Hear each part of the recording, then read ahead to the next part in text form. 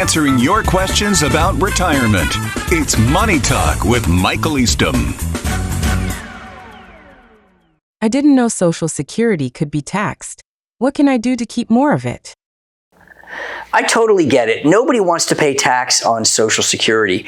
You feel like you contributed to the money pot for so many years, and why are you having to pay tax on that when you take it out? Well, here's the bottom line. If you're married filing a joint return and your income is over $44,000, your provisional income that is, or you're single and your income is over $34,000, then you could pay tax on up to 85% of your Social Security. Now, don't hear what I'm not saying. What I'm not saying is that you're going to pay up to 85% of your Social Security in tax. What I do mean is that up to 85% of your Social Security may be taxable. And that's the key distinction, because you're going to be taxed at whatever your marginal income tax rate, your highest marginal income tax rate is based on your overall income. So Social Security, the problem is that that many people think that it's not taxed, and so then when they fill out their tax return and they see that they're having to pay tax on Social Security, it's a surprise to them. The way that you do that, the way that you avoid paying tax on Social Security is, of course, you need to plan ahead, but for some people it's not realistic because your total income is going to be way over those thresholds. Those thresholds that I just mentioned are not that high. So you do have to understand them. You have to understand something called provisional income, because that's what the IRS uses in order to determine whether or not you're going to pay tax on Social Security and how much.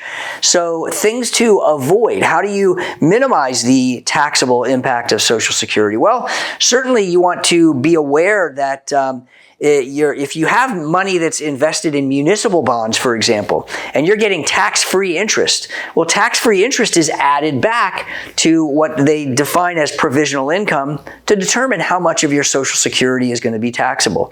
So you want to make sure that you can, to the extent that you can, that some portion of your money is invested in deferred types of investments. And these could be things like perhaps fixed annuities or index annuities where income or interest is deferred and you don't pay tax on it until you take that money out.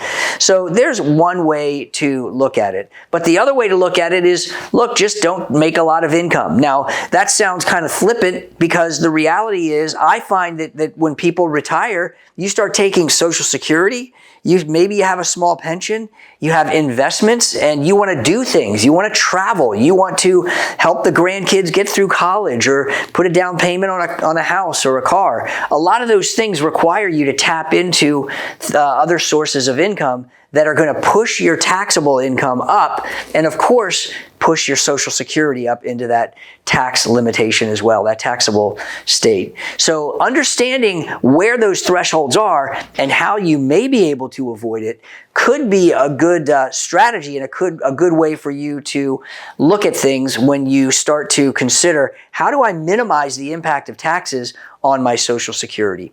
Hope that's helpful. If this video was informative to you, please make sure that you like and subscribe to our channel so that you get updated information on a regular basis. Thanks so much for that question.